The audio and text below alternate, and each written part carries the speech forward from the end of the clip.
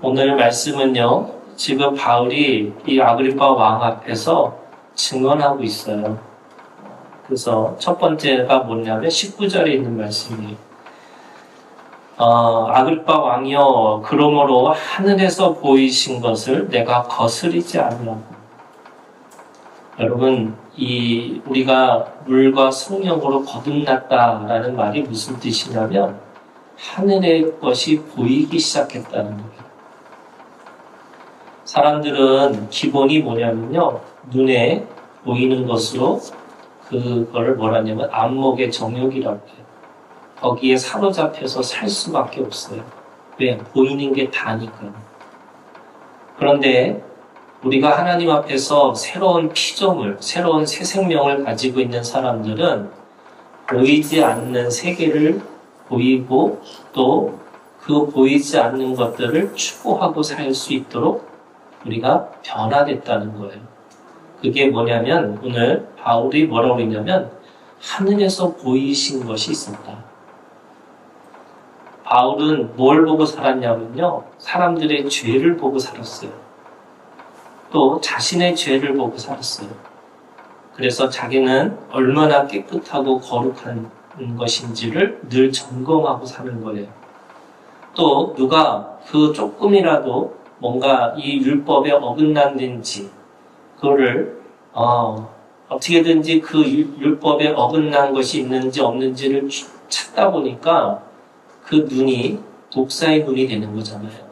그래서 남의 죄를 열심히 찾아서 어떻게든지 그것에 대해서 징벌하고 심판하고 정죄하고 이렇게 살아야 되는 사람이었어요. 그런데 그가 하늘의 것이 보였다는 거예요. 기적이죠. 신비해요. 그랬더니 20절 그가 변화되는 삶으로 사는 게 뭐냐면 20절 이렇게 얘기해요. 먼저 다메섹과 예루살렘에 있는 사람과 유대 온 땅과 이방인에게까지 회개하고 하나님께로 돌아와서 회개에 합당한 일을 하라 전하여.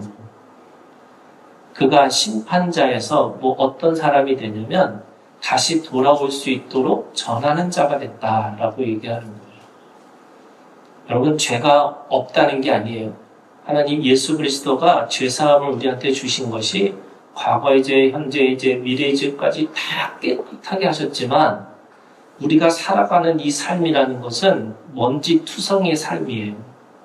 그렇기 때문에 이 먼지투성이의 삶을 살기 때문에 죄가 있어요. 그런데 그 죄를 가지고 심판하고 정죄하고 그리고 그것을 배제하고 배격하는 삶이 아니라 어떻게 하면 돌아올 수 있을까? 어떻게 하면 예수 그리스도를 기억나게 하고 어떻게 하면 십자가의 그 사랑이 그 죄를 덮을 수 있을까라고 전하는 자가 되라는 거예요. 그래서 오늘 바로 22절에 자신이 증언자가 됐다 이렇게 얘기합니다. 근데 그 증언이라는 게 새로운 것이 아니라는 거예요. 뭐라고 그러냐면 22절 선지자들과 모세가 반드시 드리라고 말한 것밖에 없다. 그러니까 이미 구약의 성경에 써져 있는 그 말씀 그대로 내가 증언한 거다 이렇게 이야기를 하고 있는 거예요. 여러분, 바울의 사명은 분명해요. 사도행전 1장 8절 이게 사도행전 전체를 움직이는 가장 중요한 키워드거든요. 여러분, 사도행전 1장 8절 오직 성령이 너희에게 임하시면 너희가 권능을 받고 예루살렘과 온 유대와 사마리아와 땅끝까지 이르러 내 증인이 되리라. 그래서 사도행전에 가지고 있는 그 구조가 어떻게 되어 있냐면 오늘 1장부터 7장까지가 예루살렘의 이야기고요. 8장부터 12장까지가 온 유대와 사마리아의 이야기고요. 13장부터 28장까지가 이방의 선교에 대한 땅끝까지 이르러라고 하는 그 이야기를 담고 있어요.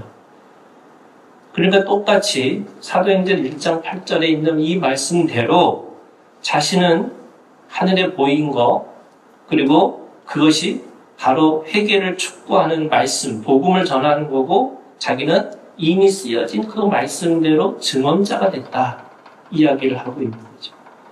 그럼 증언이라는 게 어떤 거냐? 당연히 그것이 구약에 쓰여져 있는 선지자들과 모세가 반드시 되리라고 말한 그걸 설명하고 있는 게 23절이에요. 그게 도대체 뭐냐? 곧 그리스도가, 그러니까 지금 이 구약에 써져 있는 이 선지자들과 모세의 이야기는 모두가 다 이 그리스도에 대한 이야기를 하고 있다는 거예요. 그래서 여러분, 구약에 있는 말씀이 그게 역사서든 율법서든 또는 지혜서든 어떤 것이든 그 예언 모든 것들이 다 그리스도를 지침하고 있고 그리스도를 지명하고 있고 또 그리스도를 통해서만이 이해될 수 있는 말씀이라고 이야기를 하고 있는 거예요. 그래서 구약에도 복음이 있다는 거예요. 여러분, 구약이 율법의 말씀만 있는 게 아니에요. 그 율법의 그 깊이를 들어가면 그 속에 그리스도가 있는 것이 구약에 있는 말씀이고 그 역사를 쭉 그들이 기록한 그 역사를 기록한 그 모든 것 속에는 그리스도가 있다고 말씀하고 있는 거예요. 그럼 그리스도가 어떤 분이냐? 고난을 받으실 것과 죽은 자 가운데서 먼저 다시 살아나사 이스라엘과 이방인들에게 빛을 전하시리라. 말씀인데요. 그 말씀이 어떤 말씀이냐? 바로 그리스도로 오신 빛 가운데 오신 그 그리스도를 우리 가운데 말씀하고 있다는 거예요. 자, 여러분, 바울의 사명은 세 가지로 나눌 수 있어요. 우리가 가지고 있는 사명의 세 가지 특징이 있어요. 그 사명이 뭐냐면 첫 번째가 일반성이에요. 사명의 일반성이 있어요. 일반성이라는 게 뭐냐면 특정 시대와 그 공동체에게 통용되는 그런 특징들을 일반성이라고 해요. 우리가 읽은 이 사도행전 1장 8절에 있는 말씀이 그 당시 사람들에게는 사명의 일반성이에요. 오순절 다락방에서 시작된 복음의 역사가 이스라엘 민족에서부터 그리고 그것이 가까운 유대와 사마리아에서까지 그 다음에 땅끝까지 이르러 이렇게 얘기하는 거죠. 로마서에 있는 말씀에 보면 땅끝이 어디냐? 우리는 땅끝이라는 게 지금 모든 이 세상이 세계가 하나이기 때문에 어디가 땅끝인지 몰라요. 어떤 사람들은 땅끝이 이슬람 지역, 복음이 전하지 않는 지역을 땅끝이라고 얘기하는 사람이 있고요. 또 어떤 사람은 북한이라고, 그 북한의 선교를 위해서 애쓰시는 선교사들은 바로 땅끝이 북한이라고 얘기하는 사람들도 있고요. 어떤 사람들은 그 복음이 한 바퀴 동쪽으로 돌아서 다시 돌아갈 수 있는 예루살렘이 땅끝이라고 얘기하는 사람들이 있어요. 그런데 로마서에 있는 말씀에 보면 로마서에 이 바울은 땅끝이 어디였냐면 서바나였어요. 스페인이었어요. 그래서 스페인을 가기를 원한 거죠. 그러면 그 땅끝이라고 하는 그 사명이라고 하는 것은 일반적으로 그 당시의 사람들에게는 예루살렘과 온 유대와 사마리아 땅끝이라고 하는 그 개념을 가지고 그 복음의 사명을 가지고 있었다라고 얘기하는 거예요. 근데 일반성만 있는 게 아니라 여러분 보편성이라는 게 있어요. 그 보편성이라는 게 뭐냐면 시 공간을 뛰어넘어서 모든 사람들에게 적용되는 가치 또는 진리 또는 원칙이라는 게 있어요. 오늘 우리에게는 예루살렘, 온 유대, 사마리아 땅끝이라는 게 그 당시에게는 일반적인 사람들에게는 그렇게 들려지지만 오늘 우리에게는 어떻게 들려지느냐? 21세기 이 대한민국에서 살고 있는 우리에게 예루살렘은 어느 곳이고 온 유대와 사마리아와 땅끝이라는 게 어딜까? 여러분, 오늘 우리에게 그냥 하나님께서 너 그냥 이렇게 육신으로 살다가 세상에 있는 걱정 다 하고 살다가 그리고 돌아와 이렇게 얘기하시는 게 아니죠. 여러분, 오늘 우리가 왜 살아야 되는지 의미가 있어요. 이유가 있어요. 목적이 있어요. 그 의미와 그 목적을 우리가 분명하게 알고 살아야 되는 거예요. 매일매일 돈 걱정하고 매일매일 건강 걱정하고 매일매일 하루하루를 어쩔 수 없이 끊임없이 그렇게 살아가는 존재로 우리를 만드신 게 아니고 오늘 우리에게 왕같은 제사장으로 하나님의 나라를 증언하는 사람으로 살라고 말씀하신다면 오늘 우리에게 예루살렘이 어디고, 또 온 유대와 사마리아가 어디고, 또 땅끝이 어디인지를 우리가 분명하게 알고 있어야죠. 어떤 사람에게는 예루살렘이라는 게 가정일 수도 있고요. 또 어떤 사람에게는 자기가 가지고 있는 직업일 수도 있고요. 또 온 유대와 사마리아라고 하는 우리가 가지고 있는 한국이라고 하는 또는 이 아시아라고 하는 이 가치가 무엇인지, 그래서 어떤 사람에게는 선교 한국이라고 하는 그 선교적 가치를 추구하려고 살아가는 사람들도 있고요.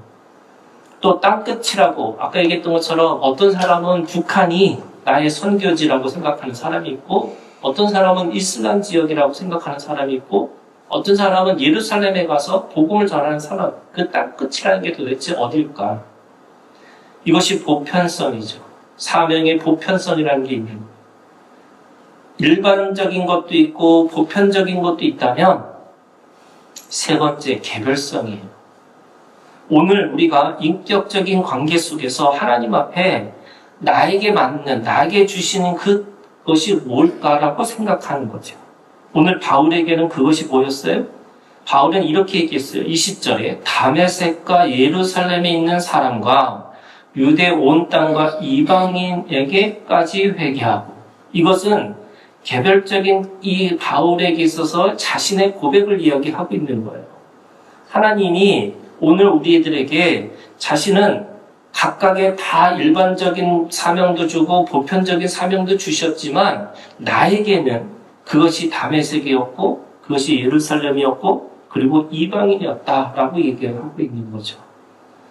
여러분, 은사에는 다양성이 있어요. 그리고 그 다양한 것들 속에서 하나님은 서로 또 단일하다, 하나가 되라고 얘기하시는 거고, 그러면서 그렇게 그 은사들 가운데 서로 연합하라고 얘기를 하는 거예요. 그 은사가 세 가지가 있는 거죠. 그러면서 다양한 은사, 그리고 그것이 한 몸으로서의 은사, 그리고 연합하는 은사가 있는 거예요. 그게 오늘 우리에게 몸의 구조와 같다는 거죠. 머리 대신 예수 그리스도 안에 어떤 사람은 눈의 역할, 어떤 사람은 이 귀의 역할, 어떤 사람은 입의 역할, 어떤 사람은 손과 발의 역할을 하듯이 각각의 은사들이 있음에도 불구하고 그것을 뭘 하는 거냐? 하나님이 그걸 통해서 어떤 곳에서 어떤 시간에 무엇을 해야 되는지를 우리에게 주셨다는 거예요. 여러분, 사명을 찾는 게 굉장히 중요해요. 그냥 내가 교회 다니고 그리고 예수 믿고 이걸로 끝나는 게 아니라요. 각각의 하나님이 주신 직분이 무엇인지를 아셔야 돼요. 그 직분을 알아야지 내가 무엇을 하고 또 어떻게 하고 그리고 우선순위가 생기는 거예요. 시간의 우선순위, 물질의 우선순위, 또 내 삶의 우선순위가 생기는 거죠. 여러분, 그냥 그렇게 살아가는 게 아니고, 그냥 사람의 흐름 속에서 살아가는 게 아니고, 그 흐름이 있다 할지라도 거슬러서 내가 하나님 앞에 이 땅에서 태어나서 하나님께서 주신 사명이 무엇인지를 찾아내는 게 굉장히 중요한 거죠. 그래서 일반적인 사명, 보편적인 사명, 그리고 개별적인 사명. 바울은 그걸 분명하게 고백하고 있는 거예요. 지금 아그리파 왕에게 복음이 뭐냐라고 하면서도 그 복음에 대한 사명이 자신에게 주어진 자신의 세계와 자신의 가지고 있는 삶의 자리 속에서 또 자기가 가지고 있는 그 어떤 모든 경험 속에서 하나님이 주신 그 목적이 무엇인지를 분명하게 알고 있었어요. 여러분, 이 사명이 오늘 우리 가운데 있기를 주님의 이름으로 축원합니다. 아멘. 그리고 사명에 따라서 살아가는 사람이 되시고, 그 사명이라고 하는 것을 증언한다라고 얘기하는 거죠. 여러분, 그 증언하는데 그 증언하는 순간에 어떤 일이 벌어지는지를 23절은 다르게 표현하고 있어요. 사실은 어떻게 했냐면 이렇게 돼 있어요. 내가 증언해요. 뭘? 그리스도를. 그런데 그리스도가 어떤 그리스도냐? 고난을 받으시고 죽은 자 가운데서 먼저 살아나셔서 이스라엘과 이방인들에게 빛을 전하시니라. 이 빛을 전한다라는 게 주체가 누구냐? 바울이 아니에요. 이것도 아셔야 돼요. 바울이 빛을 전하는 게 아니고요. 바울은 그리스도를 전하는데 그 그리스도를 전하는 이 과정 속에서 무슨 일이 벌어지냐면 그리스도가 그들에게 빛으로 오셔서 그 빛을 비춰주시는 분으로 그리스도가 그들에게 빛이시고 빛을 비추시는 주체시라는 거예요. 내가 하는 게 아니에요. 그래서 그리스도가 일하신다는 거예요. 전하는 모든 사람에게 빛을 전하시는 분은 그리스도예요. 그래서 오늘 우리가 잘 알고 있는 것처럼 빛으로 오신 예수 그리스도. 창세기 1장 3절에 빛이 있으라 라는 말씀이 있어요. 이 말씀은 그 공허와 어둠과 이 아무것도 없는 이것 속에서 주님이 들어오신 거예요. 그걸 요한복음은 이렇게 얘기해요. 요한복음 1장 5절에 빛이 어둠에 비치되 어둠이 깨닫지 못하니라. 태초에 말씀이 있었어요. 그리고 그 말씀 안에 생명이 있었어요. 근데 그 생명을 어떻게 표현하냐면 사람들의 빛이라 이렇게 얘기해요. 그러면 빛이라는 것이 오늘 우리에게 예수 그리스도가 우리 가운데 오셨는데 언제부터 오셨어요? 창세기 1장 3절부터 오신 거예요. 그런데 그것이 가시적으로 나타난 것이 뭐예요? 그리스도예라. 육신의 모습으로 우리 가운데 오셨어요. 그래서 처음부터 예수님은 계셨어요. 그럼에도 불구하고 사람들은 그거를 느끼지 못하고 경험하지 못하니까 이제는 눈으로 볼 수 있는, 손으로 만짐받고 또 귀로 듣고 또 그걸 실제로 경험하고 인격적인 관계를 할 수 있는 예수 그리스도로 우리 가운데 오셨다고 말씀하시는 거예요. 그래서 여러분 말씀에는 뭐예요? 생명이 있고 빛이 있어요. 다만 그거를 사람들은 뭐 했냐면 영접하지 않았다. 이게 요한복음 1장에 있는 말씀이에요. 그 영접하지 않았다라는 게 뭐냐면 믿지 않았어요. 그 믿지 않으니까 어떻게 해요? 그를 긍정하지 않아요. 말씀에는 모든 게 예만 있는 건데 그 말씀을 듣고도 뭐라고 그래요? 아니요 하고 사는 거예요. 우리가 잘 알고 있는 것처럼 파수꾼의 사명이라는 게 있어요, 여러분. 파수꾼은 보면 밤에 잠을 자지 않고 깨어 있어서 적군이 오는지 안 오는지를 보고 이 파수꾼은 뭐 하냐면 외치는 자라는 거예요. 근데 외쳤을 때 모든 사람들이 다 들어야 되느냐? 어떤 사람은 듣고도 깨닫지 못하고 어떤 사람은 들어도 돌아서지 않는 사람이 있다는 거예요. 그거는 그 사람의 책임이라는 거예요. 그런데 파수꾼의 사명이 뭐냐? 듣든지 말든지 외치라는 거죠. 그 외쳤을 때에 그거를 그 파수꾼에게 그 책임을 묻지 않겠다는 거예요. 무슨 말이냐? 오늘 우리가 하나님 앞에서 외치는 자로서의 파수꾼의 사명이 있는 거죠. 그 빛을 경험하고 빛을 영접하고 그 빛을 믿는 자들은 그거는 그 사람의 책임이고 우리는 어떻게 해요? 그 빛이신 예수 그리스도를 전하는 자로 우리를 불러주셨다는 거예요. 자, 그러면 이사야 9장 1절부터 7절에 있는 말씀에 이렇게 돼 있어요, 여러분. 오늘 말씀에는 전에 고통받던 자들에게는 흑암이 없으리로다. 고통이 있어요. 또 옛적에는 여호와께서 스브론 땅과 납달리 땅이 멸시를 당하게 하셨더니 멸시가 있어요. 그러니까 고통받고 멸시받는 자들에게 주님이 어떻게 하시냐면 빛을 비춰주셨다는 거예요. 이 빛은 어둠을 밝히는 불이에요.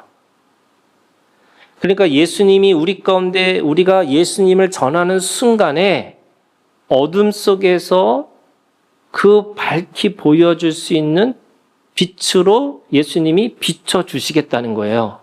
자, 이게 무슨 말이냐면요. 여러분, 어둠이라는 거는 그냥 어둠이 아니에요. 우리가 창세기 여러분 1장 2절에 이렇게 시작하잖아요. 혼돈하고 공허하고 흑암이 깊음 위에 있고. 사람들이 예수를 모르면요. 그 자체가 혼돈하고 공허하고 흑암이 있다는 거예요. 이 혼돈과 공허와 흑암이라고 하는 이 카오스라고 하는 이거를 코스모스라고 하는 질서로 잡을 수 있는 것이 뭐냐면 빛이라는 거예요.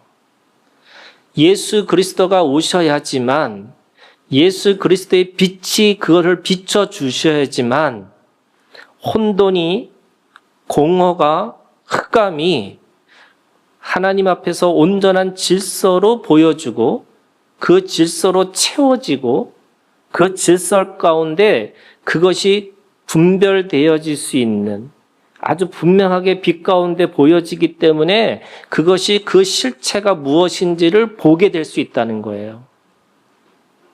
그렇기 때문에 이 어둠을 비춰주시는 이 빛으로 오셨다라는 말은 내가 증언하는 순간에 그 문제가 더 이상 공허하고 혼돈하고 그것이 어둠 가운데 있는 것이 아니고, 그것이 그 문제라는 것이 비춰줄 수 있다는 거예요.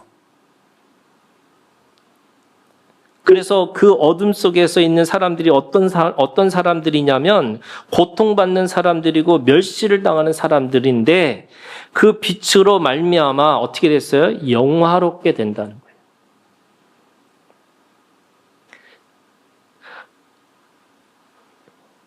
사람들은 내가 더 많은 지식을 가지고 있어야지만, 또는 내가 더 많이 어떻게 그 사람을 설득시킬 것인가, 그거에 대해서 사람들은 관심하는데 그것이 아니고요. 여러분, 증언하는 자는 파수꾼의 사명처럼 그냥 전하는 거예요. 그러면 빛이신 예수 그리스도가 그들 속에 들어가셔서 그들을 영화롭게 하시기 위해서 어떻게 하냐면 모든 것들을 질서 있게 보여주신다는 거예요. 여러분, 믿으시기를 바라요. 이게 오늘 우리가 가지고 있는 복음에 가지고 있는 사람들이 주저하는 이유 중에 하나가 그런 거예요. 내가 뭘 알길래, 내가 대단한 지식이 있길래 내가 전한들 그게 믿어질 수 있을까? 여러분, 복음이 예수 그리스도가 비춰주신다는 거잖아요. 내가 비추는 게 아니에요, 여러분. 내가 얼마나 대단한지를 비춰줘서 그 사람들로 하여금 그 하나님의 영광이 무엇인지를 내가 드러내는 것도 있지만 그게 아니고요. 그거조차도 하나님이 하시겠다는 거예요. 자, 2절에 보세요. 2절부터 5절까지가 뭐라고 되어 있냐면, 흑암에 행하던 백성이 큰 빛을 보고 사망에 그늘진 땅에 거주하던 자에게 빛이 비치도다. 사망이 하나님 앞에 생명으로 변화되는 거예요. 그래서 어떤 일이 벌어지느냐? 3절, 주께서 이 나라를 창성하게 하시며 그 즐거움을 더하게 하셨으므로 추수하는 즐거움과 탈취물을 나눌 때의 즐거움 같이 그들이 주 앞에서 즐거워하오니. 그들의 인생에서 쫓겨가는 실패자와 패배자처럼 늘 어떻게 하면 내가 실패하지 않을까, 내가 어떻게 하면 패배자가 되지 않을까라고 걱정하고, 또 내가 어떻게 하면 사람들한테 뭔가 성공한 걸 보여주기 위해서 뭔가를 열심히 노력하는 게 아니고, 주님이 어떻게 하냐면 그 나라를 창성하게 하셔서 추수하는 기쁨과 그 전쟁에서 승리하는 기쁨을, 그것을 그들에게 경험케 하시겠다는 거예요. 그래서 4절이에요. 먼 멍에와 어깨의 책짓과 앞제의 막대기를 꺾어버리시겠다는 거예요. 여러분, 구원이라는 게 어떤 거냐? 오늘 그 멍에와 책짓과 그 앞제의 막대기를 꺾어버리시는 하나님의 능력을 경험하는 거예요. 그래서 내가 그 안에서 무엇인가를 계속 답을 찾으려고 해도 혼돈할 수밖에 없고 공허할 수밖에 없고, 그 어둠 가운데 있는 사람들에게 예수 그리스도가 빛을 비춰주심으로 말미암아 그 모든 것들이 꺾어질 것이다 라고 말씀하시는 거예요. 그러면서 5절이에요. 군인들의 신과 피 묻은 겉옷이 불에 섬과 같이 살라지리니 불에 태워지는 거죠. 그래서 주님이 주신 빛이 무슨 빛이냐? 소멸의 불이에요. 어둠 가운데 비춰지는 빛이시지만 동시에 뭐냐면 소멸의 불이 있어요. 하나님은 거룩하지 않는 것들을 예수님이 그 빛을 비춰주심으로 말미암아 다 어떻게 해요? 태워주시겠다는 거예요.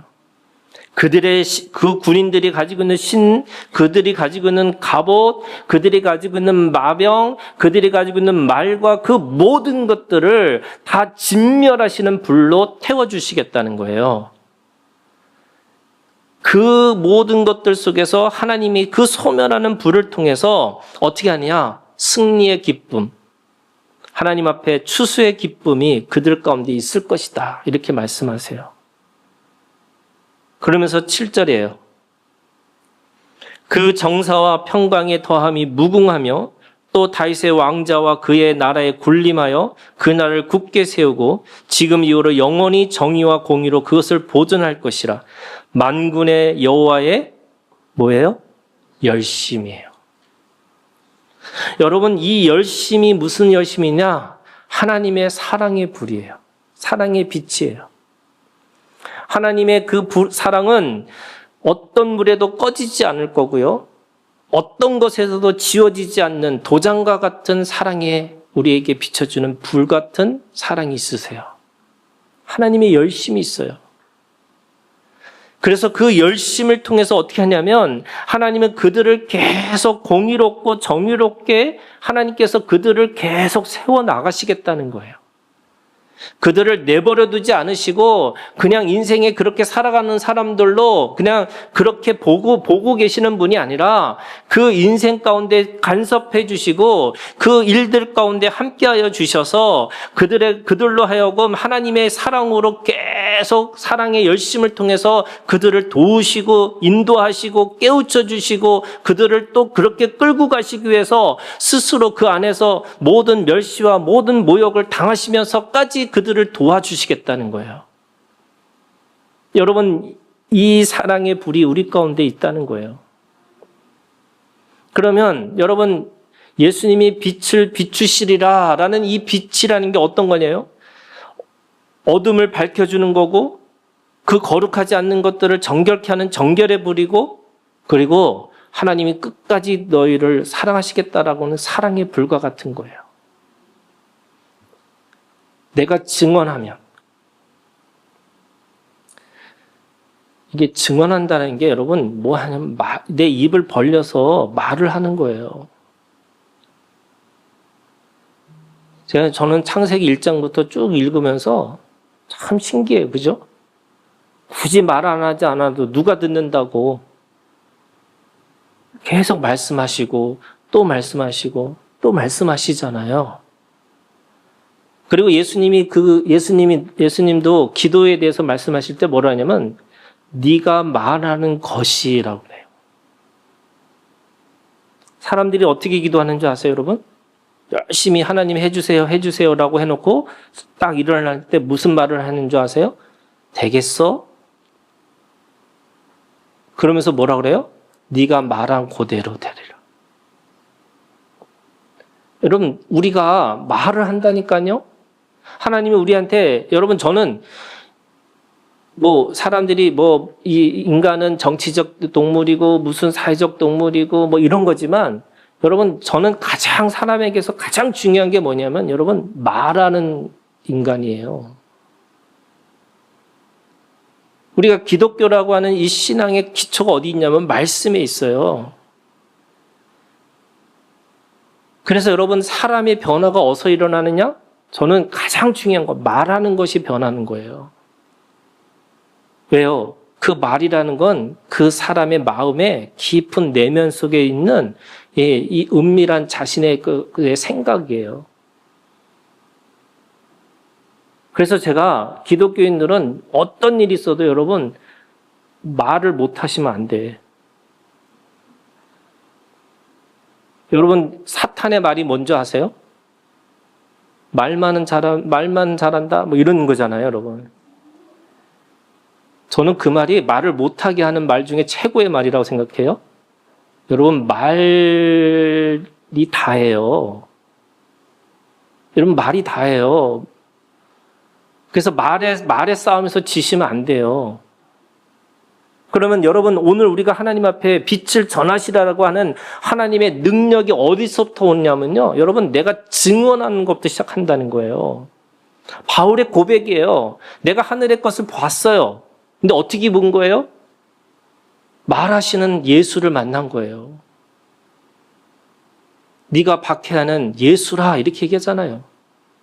여러분, 말하는 예수를 보고 나니까 하늘의 것이 보이고 그 하늘의 것이 보이고 나니까 내가 왜 살아야 되는지, 내가 어떻게 살아야 되는지, 내가 무엇을 하고 살아야 되는지가 분명해졌다는 거예요. 저는 여러분, 이 교회가 오늘 우리가 가지고 있는 가장 중요한 힘이 뭐냐면 모든 사람들에게 삶의 의미를 부여시켜 주는 거예요. 이게 종교의 기능이에요. 그런데 여러분, 종교의 기능에 삶의 의미가 아니라 여러분, 저는 그런 거예요. 하나님이 우리에게 왜 살아야 되는지를 주신 그 분명한 사명이 없으면 우리는 사실 빨리 가는 게 낫잖아요, 여러분. 구질구질하게 맨날 이렇게 살아가야 되나? 뭐 맨날 이런 생각하잖아요. 저는 제일 안타까운 것 중에 하나가요. 여러분, 그리스도인들이 뭐 천국 가냐 지옥 가는 게 아니에요, 여러분. 그리스도인들이 스스로 자신의 목숨을 끊는 거예요. 하나님이 여러분 억지로 여러분 이 세상에 살려고 하시는 게 아니고요. 아주 분명한 사명이 있다는 거예요. 근데 그 사명이 뭐예요, 여러분? 말하는 거예요. 말하는 거예요, 여러분. 그 말하는 걸 통해서 하나님이 뭐 한다고? 비춰주시겠다는 거예요. 그리스도의 빛을 비추셔서 어둠 가운데 있는 사람들을 빛 가운데 두게 하시고 그들에게서 온전과 완전을 하시기 위해서 정결하는 불을 내려주실 것이고 또 그 속에서 하나님께서 끝까지 내버려 두지 않는 그 사랑의 불로 사랑의 열심으로 끝까지 사랑하겠다고 하는 것을 알게 하시겠다는 거예요. 여러분, 전하는 입술이 되기를 주님의 이름으로 축원합니다.